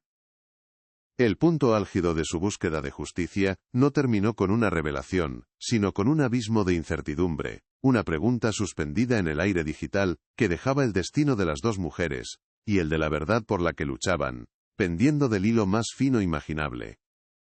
El imperio de Ricardo Montes había mostrado su rostro más monstruoso, pero en su acto final de violencia, quizás, había cometido el error que finalmente lo destruiría. El vídeo de 2 minutos y 17 segundos se convirtió en un tsunami digital. La transmisión en directo de Laura, aunque abrupta, capturó lo esencial. La confesión implícita de Ricardo Montes con su mera presencia, su amenaza directa y la violencia de sus hombres. Antes de que la policía pudiera siquiera recibir una llamada oficial, las redes sociales ya ardían. La imagen congelada del rostro enfurecido de Montes, capturada justo antes del corte, se convirtió en el rostro de la impunidad acorralada. El clamor popular fue tan ensordecedor que las autoridades, muchas de las cuales habían estado bajo la influencia de Montes durante años, no tuvieron más opción que actuar de inmediato. Varias patrullas y equipos de operaciones especiales descendieron sobre la conservera abandonada, no para investigar un aviso, sino para intervenir en un crimen que se estaba cometiendo ante los ojos de miles de personas. La trampa de Montes se había convertido en su propia jaula pública. La llegada de la policía fue cinematográfica. Las luces estroboscópicas azules y rojas bañaron la estructura oxidada, revelando a los hombres de Montes intentando someter a Sofía y Laura. La rendición fue instantánea y caótica. Pero la imagen que quedó grabada en la memoria colectiva fue la de Ricardo Montes, el titán de la construcción, el filántropo venerado, siendo esposado contra el capó de uno de sus propios todoterrenos de lujo. Su traje impecable, ahora arrugado, su rostro, una máscara de incredulidad y furia impotente. La arrogancia que lo había protegido durante 2 décadas, se desvaneció bajo los flashes de las cámaras de los primeros periodistas que llegaron a la escena. La transmisión en directo no solo había sido un grito de auxilio, había sido la prueba irrefutable, el arma que finalmente derribó al gigante, demostrando que en la era digital, no hay sombra lo suficientemente densa como para ocultar un crimen para siempre. Con Montes bajo custodia, la presa de silencio que había contenido la verdad durante 20 años reventó. Los colegas de Laura, alertados por la transmisión, publicaron el dossier completo de la investigación. El diario de Elías Vega, el informe forense del Hormigón, las transcripciones de los testimonios del inspector Morales y de El Sombra, y la intrincada red financiera que conectaba a Montes con políticos corruptos, todo salió a la luz en una cascada de revelaciones. La historia dejó de ser un asunto local para convertirse en el mayor escándalo nacional en décadas. Cada detalle, cada página del diario, era analizado por los medios. La narrativa de Montes como un visionario hecho a sí mismo se desmoronó, reemplazada por la de un depredador despiadado que había construido su imperio sobre los cimientos de la corrupción y el asesinato. La confesión del testigo Carlos, ahora bajo protección policial, proporcionó la pieza final y más macabra del puzzle. Con su testimonio los fiscales obtuvieron una orden judicial para excavar en el rompeolas. La operación fue un espectáculo sombrío y mediático. Usando maquinaria pesada y sierras de diamante, los equipos de forenses cortaron y extrajeron con precisión quirúrgica el bloque de hormigón identificado en los informes. La expectación era insoportable. Cuando finalmente abrieron la cápsula de cemento, el silencio se apoderó de la multitud de periodistas y curiosos. Allí, preservados en una tumba anóxica, se encontraron los restos mortales de Elías Vega. Junto a su esqueleto, casi como un macabro compañero de viaje, estaba la bolsa de lona encerada que una vez contuvo el diario. El mar no se lo había llevado, el hormigón lo había secuestrado. Para Sofía presenciar aquel momento fue la culminación de un viaje a través del infierno. Ver los restos de su padre, finalmente liberados de su prisión de piedra, fue una mezcla de vindicación absoluta y un dolor tan profundo que la dejó sin aliento. Se aferró al diario, ahora una reliquia sagrada, sintiendo que por fin podía cerrar el círculo. Había cumplido la promesa que le hizo la niña de 8 años que fue, la promesa de limpiar el nombre de su padre y traerlo a casa. Elías Vega ya no era una desaparición, un fantasma en el mar, era una víctima, un héroe cuya verdad había sido más fuerte que el hormigón y el tiempo. La recuperación de su cuerpo no fue un final, sino un principio, el momento en que la justicia, largamente negada, finalmente comenzó a tomar forma tangible. El juicio contra Ricardo Montes fue el evento del año. Un drama judicial que mantuvo al país en vilo. La defensa intentó desacreditar el diario como una invención, el informe forense como una coincidencia, y los testimonios como el producto del rencor y la senilidad. Pero la montaña de pruebas era insuperable. La voz de Elías Vega, leída en la sala a través de las páginas de su diario, actuó como el fiscal principal desde la tumba. El testimonio de Carlos, detallando la noche del asesinato con una precisión escalofriante, silenció a la sala. El inspector Morales expuso el encubrimiento original, y el Sombra detalló la campaña de intimidación. Finalmente, la grabación de la transmisión en directo, donde Montes amenazaba a las 2 mujeres, selló su destino. Su propia arrogancia se convirtió en la prueba final de su culpabilidad. El veredicto fue unánime. Culpable. Ricardo Montes fue sentenciado a cadena perpetua por el asesinato con premeditación de Elías Vega, además de recibir sentencias consecutivas por corrupción, asociación ilícita y obstrucción a la justicia. Su imperio, constructora del Atlántico, se derrumbó bajo el peso del escándalo, entrando en bancarrota y siendo desmantelado.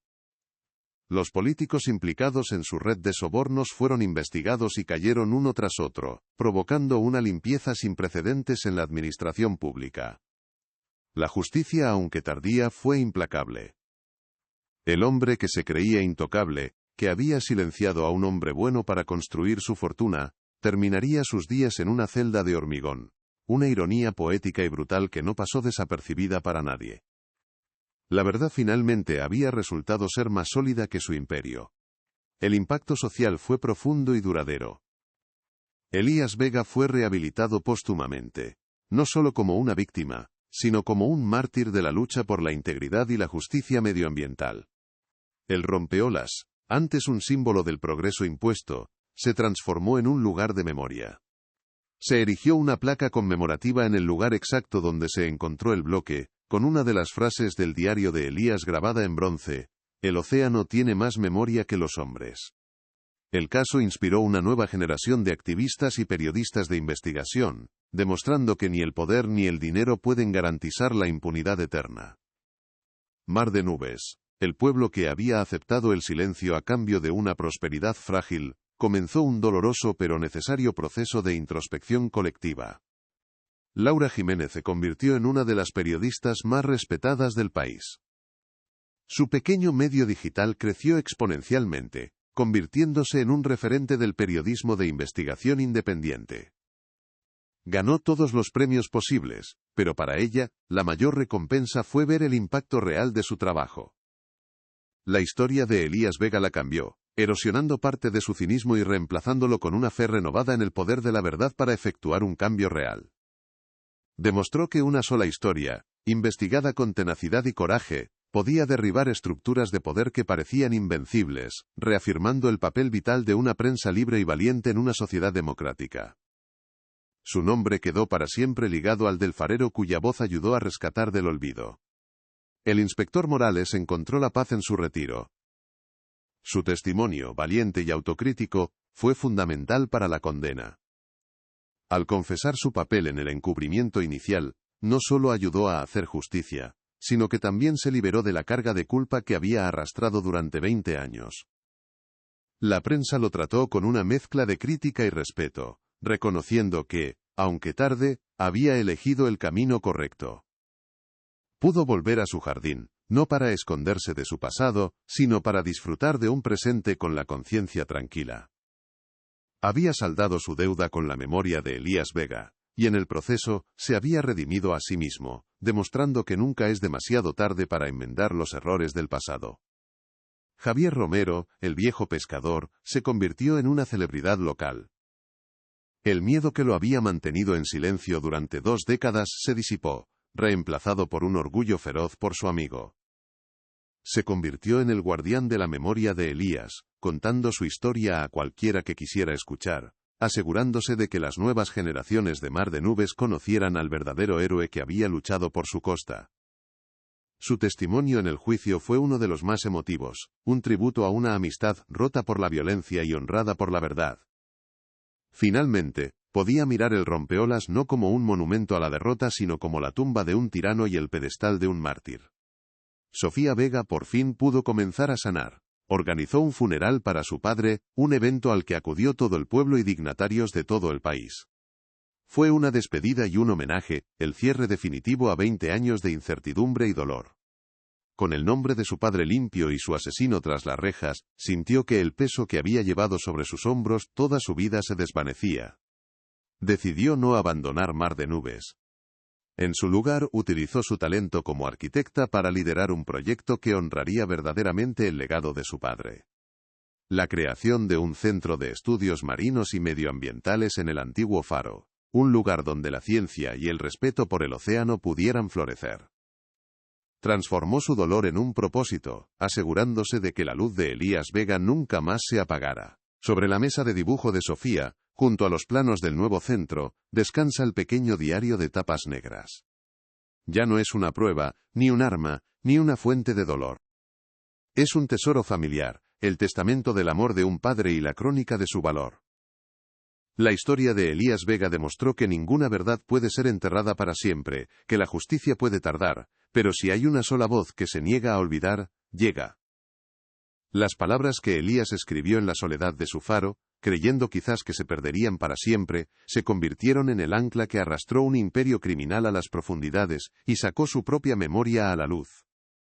El mar, finalmente, había devuelto lo que le fue arrebatado, y en el proceso, había recordado a todos que la palabra escrita es la forma más persistente de la memoria. El estruendo del juicio se había disipado, reemplazado por el sonido familiar de las olas rompiendo contra la costa, un ritmo que ahora sonaba a redención y no a lamento. Para Sofía Vega, la tormenta por fin había terminado.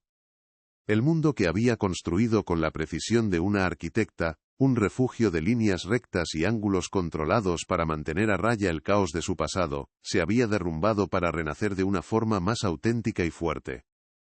Ya no necesitaba muros para protegerse de la verdad, porque la verdad la había hecho libre. Su propósito ya no era diseñar estructuras que resistieran el tiempo, sino construir un futuro que honrara la memoria, un legado tan perdurable como la luz del faro que su padre tanto amó, y que ahora gracias a ella, volvía a brillar con un nuevo significado para todos. El rompeolas de Mar de Nubes ya no era una cicatriz de hormigón en la costa, sino un monumento involuntario a la verdad desenterrada. El bloque exacto de donde se extrajeron los restos de Elías fue reemplazado por una sencilla placa de bronce, pulida por la brisa marina. En ella, junto a su nombre y las fechas que delimitaban su vida robada, se grabó una frase extraída de su propio diario: el océano tiene más memoria que los hombres. Los turistas y los locales se detenían a leerla, un recordatorio silencioso y poderoso de que bajo la superficie de la prosperidad y el progreso, a menudo se esconden historias que se niegan a ser olvidadas. El pueblo que una vez eligió el silencio, ahora abrazaba el recuerdo, transformando un lugar de crimen y olvido en un punto de peregrinaje, un altar a la integridad. Sobre el escritorio de Sofía, junto a los planos del futuro Centro de Estudios Marinos, descansa el pasado. El pequeño diario de tapas negras ya no es una prueba judicial, ni un arma contra un imperio. Se ha convertido en lo que siempre debió ser, un tesoro familiar, la herencia de un padre a su hija. Sus páginas, que una vez gritaron una verdad silenciada, ahora susurran historias de mareas, de constelaciones y del amor incondicional de un hombre por el mar y por su familia. Sofía lo abre a menudo, no para buscar pistas, sino para escuchar la voz de su padre, para sentir su presencia en la caligrafía firme y en los pensamientos que sobrevivieron al hormigón. El diario es la prueba de que un hombre puede ser asesinado, pero sus palabras, si son verdaderas, alcanzan la inmortalidad.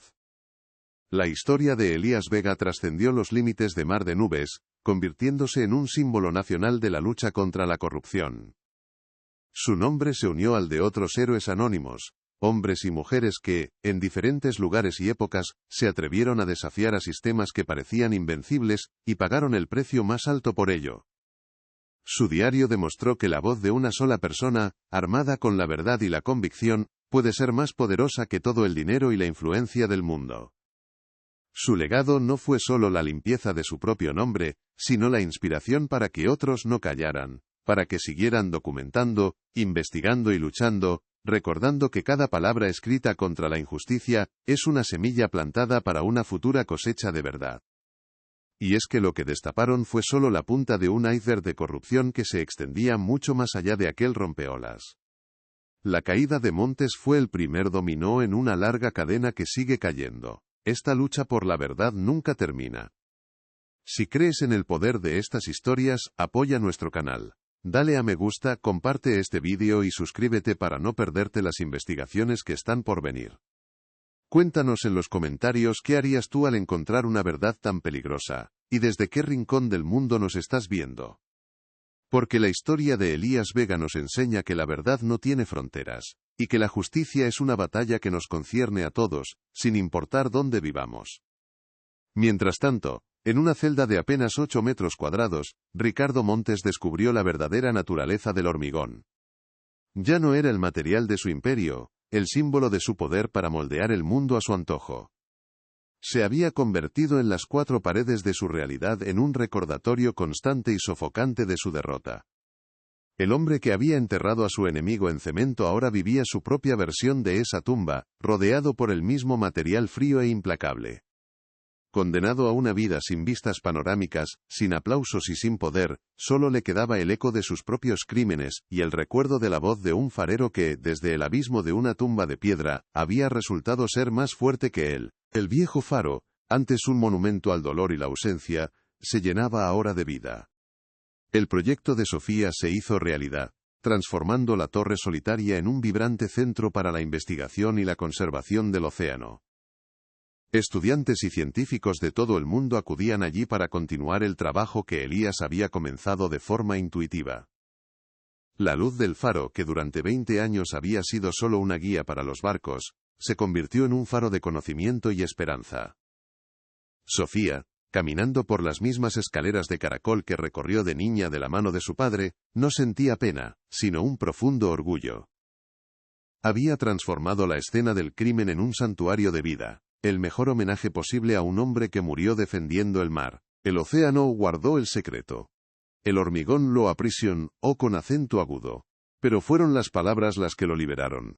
Esta historia nos recuerda que la memoria es frágil, que las versiones oficiales a menudo se construyen para proteger a los poderosos, y que el tiempo puede erosionar la verdad hasta convertirla en un rumor. Sin embargo, también nos demuestra que a veces, un objeto, una voz atrapada en la tinta, puede sobrevivir a todo. Puede esperar pacientemente en la oscuridad, durante décadas, hasta que una tormenta, una casualidad o el coraje de una hija le den la oportunidad de hablar. El diario de Elías Vega no fue solo un cuaderno, fue un ancla lanzada hacia el futuro, una prueba de que la verdad, por muy profundo que se la entierre, siempre busca la superficie. Al final, la historia de Elías y Sofía no es una historia de venganza, sino de luz. La luz de un faro que un hombre mantuvo encendida contra la oscuridad de la codicia. La luz de la verdad que una periodista se negó a dejar apagar. Y la luz de la memoria que una hija protegió hasta convertirla en un legado que iluminaría a las generaciones futuras.